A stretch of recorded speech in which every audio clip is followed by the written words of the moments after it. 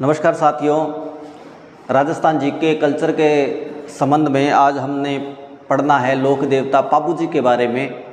पाबू जी राठौड़, आपको पता है पाबू जी राठौड़ का जन्म 1239 ईस्वी में कोल्लूमंड फलोदी तहसील जोधपुर में हुआ था। और पाबू जी राठौड़ के पिताजी का नाम धनदल जी राठौड़ था और माता का नाम कमला दे था। और उनकी पत्नी जिसको सुप्यार दे और फुल्लम दे भी कहते हैं। और पाबू जी का ससुराल अमरकोट जो वर्तमान पाकिस्तान में है। जैसे बाबा रामदेव जी का ससुराल भी अमरकोट में है, आप ध्यान रखें। पाबू जी को लक्ष्मण जी का अवतार कहते हैं, ऊंटों के देवता कहा जाता है, हाड़ फाड़ का देवता कहा जाता है, गोरक्षक देवता कहा जाता है। और मेहर जाति के मुसलमान जो हैं वो पाबू जी को पीर कहकर पूजते हैं। तो इन सारी बातों के बारे में करेंगे। पाबू जी ने गायों की रक्षा के लिए युद्ध लड़ा था, उसके बारे में बताएंगे। तो उम्मीद है आपको जानकारी पसंद आएगी। पाबू जी के बारे में सारी इन्फॉर्मेशन बताने जा रहा हूं। तो देखिए, लोक देवता हैं पाबू जी राठौड़।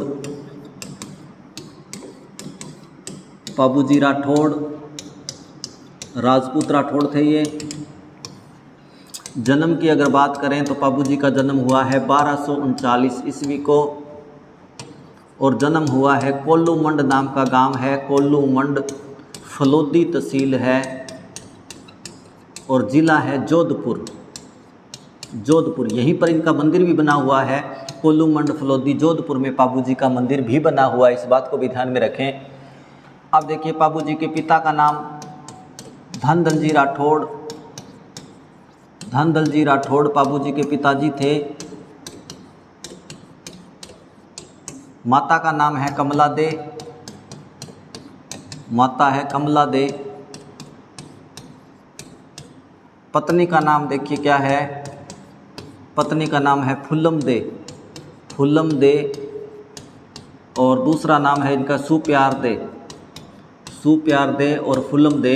ये अमरकोट की थी। पाबू जी का ससुराल अमरकोट है। अमरकोट पाकिस्तान में, जहाँ बाबा रामदेव जी का ससुराल भी है।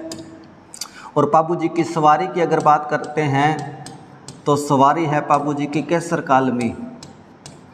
घोड़ी है केसर कालमी, ये याद रखें। पाबू जी की सवारी है केसर कालमी।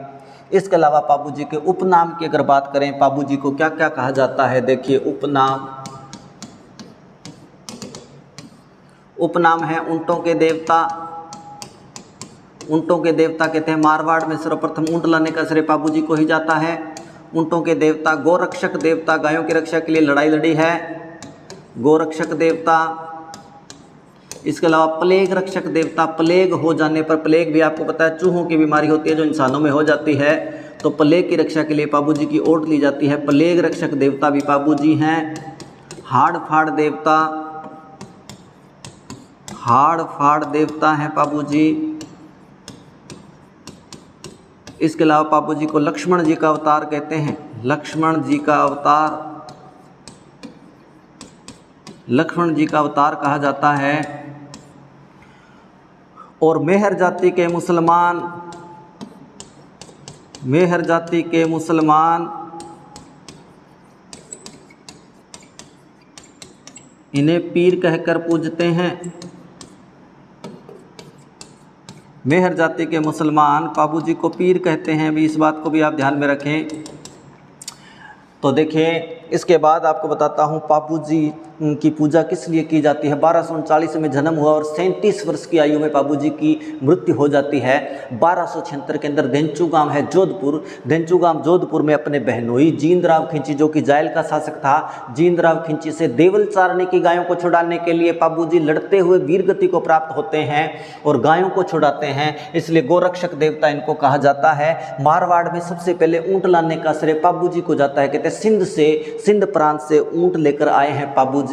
और आपको पता है, मैंने आपको पहले के एक वीडियो में बताया था कि गोगा जी जो है लोक देवता गोगा जी, उनका ससुराल पाबू जी के ही परिवार में। पाबू जी की भतीजी, पाबू जी के बड़े भाई बुड्ढो जी की जो पुत्री थी वो गोगा जी की पत्नी थी, यानी पाबू जी की भतीजी थी। और पाबू जी ने कहते हैं अपनी भतीजी को दहेज में ऊँटों की डार दी थी, यानी ऊँट दिए थे दहेज में। गोगा जी जो है इस एरिया में ऊँट को लेकर आए थे। मारवाड़ में सर्वप्रथम ऊँट लाने का श्रेय पाबू जी को जाता है।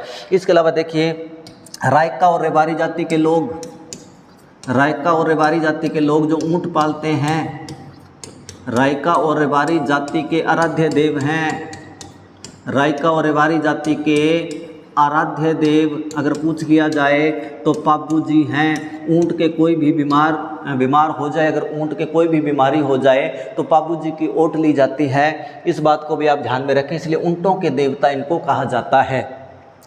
अब देखिए पापू जी के जो भक्त हैं थाली नृत्य करते हैं। थाली नृत्य, इस बात को भी ध्यान रखें, प्रश्न आ जाए किस लोक देवता के भक्त थाली नृत्य करते हैं, तो पापू जी के भक्त थाली नृत्य करते हैं। याद रखें, बाबू जी थाली में खाना खाते हैं। बाबू जी से पापू जी को मैं बाबू जी कह रहा हूँ। बाबू जी की एक तो आप घोड़ी का नाम याद रखें, केसर कालमी है, घोड़ी है पापू जी की केसर कालमी, और पापू जी के भक्तों के द्वारा थाली नृत्य किया जाता है।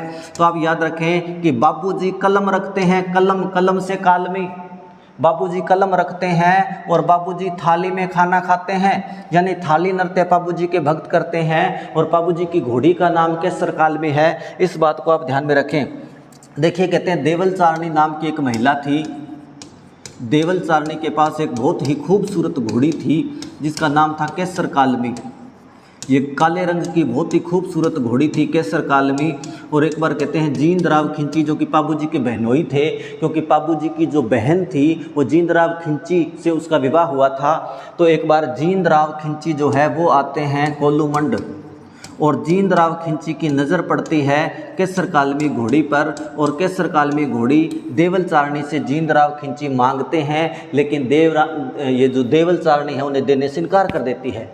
उसके बाद देखिए पापू जी की सगाई तय होती है और पापू जी का विवाह था, तो विवाह में अपने बहन को लेने पापू जी जाते हैं और केसर कालमी घोड़ी मांगते हैं। देवल चारणी ने केसर कालमी घोड़ी दे देती है और बदले में अपनी गायों की रक्षा का वचन लेती है कि कभी भी मेरी गायों पर अगर संकट आए तो तुझे तुरंत आना पड़ेगा।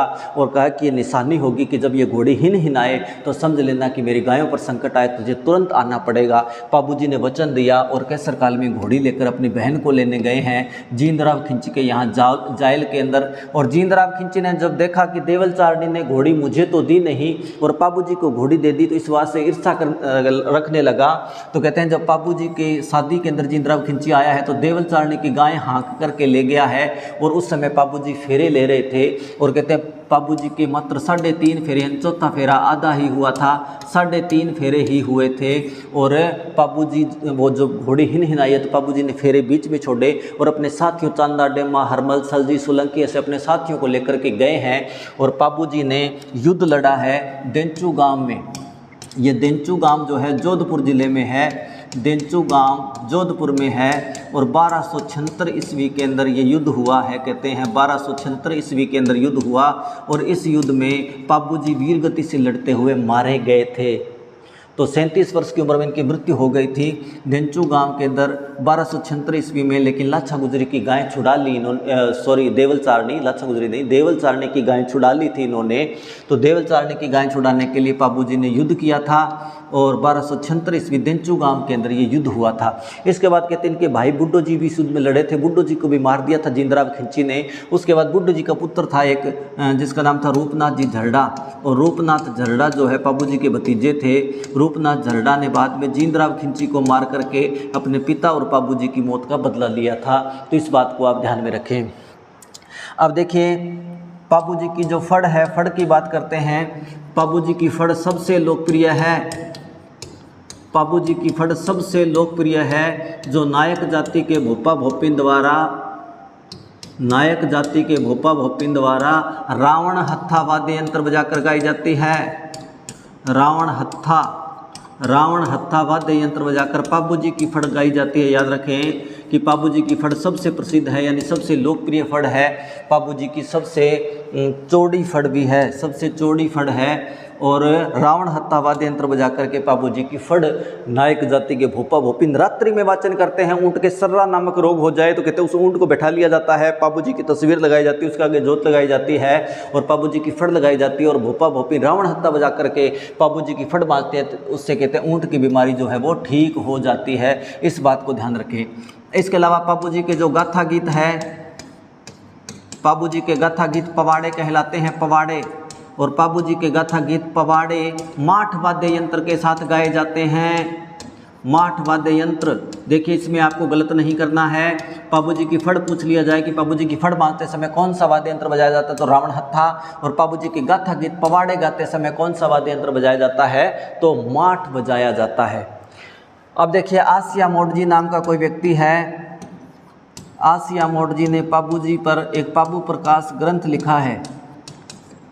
आसिया मोडजी ने पाबूजी की जीवनी पर एक ग्रंथ लिखा है जिसे पाबू प्रकाश कहा जाता है। तो पाबू प्रकाश ग्रंथ से पाबूजी के बारे में जानकारी मिलती है, इस बात को ध्यान में रखें। अब बात करते हैं पाबूजी के मंदिर के बारे में। तो पाबूजी का मंदिर देखिए कहाँ पर स्थित है, जहाँ पाबूजी का जन्म हुआ था, यानी कोल्लूमंड गांव है कोल्लूमंड, और कोल्लूमंड जोधपुर ज़िले में है। यहाँ पर पाबूजी का मंदिर है और जहाँ चैत्र अमावस्या को प्रतिवर्ष मेला भरता है। चैत्र अमावस्या को प्रतिवर्ष मेला भरता है। इसके अलावा आपने याद रखना है पाबूजी की बाईं ओर झुकी पाग प्रसिद्ध है, यानी पगड़ी बांधते थे, ऐसा स्टाइल था इनका, बाईं ओर झुकी पगड़ी बांधते थे। तो प्रश्न आ सकता है किस लोक देवता की बाईं ओर झुकी पाग प्रसिद्ध है, तो आप उत्तर देना पाबूजी की बाईं ओर झुकी पाग प्रसिद्ध है। तो देखिए भाई, चांदा डेमा हरमल सलजी सोलंकी ये पाबूजी के सहयोगी हुए हैं जो युद्ध में लड़े थे। चांदा डेमा हरमल सलजी ये सारे पाबूजी के सहयोगी थे जो युद्ध के अंदर लड़े थे। और पाबूजी ने कहते हैं 7 भाई थे ये, और इनको शरण दी थी अन्ना भागेला जो इन्हें मारना चाहता था, एक बड़ा खूंखार क्रूर शासक हुआ था। तो उसके विरुद्ध पाबूजी ने शरण दी थी, इसलिए पाबूजी के साथ ही रहते थे और पाबूजी की तरफ से युद्ध में भी लड़े थे। तो ये हैं लोक देवता पाबूजी, जिन्हें लक्ष्मण का अवतार, ऊंटों के देवता, हाड़ फाड़ देवता, गोरक्षक देवता आदि नामों से जाना जाता है। और राजस्थान के कोल्लूमंड जोधपुर में पाबूजी का मंदिर बना हुआ है और पाबूजी का मेला हर वर्ष चैत्र अमावस्या के दिन भरता है। तो आज के लिए इतना ही, मिलते हैं किसी नेक्स्ट वीडियो में किसी और लोक देवता के साथ। तब तक आप सबको थैंक यू, नमस्कार।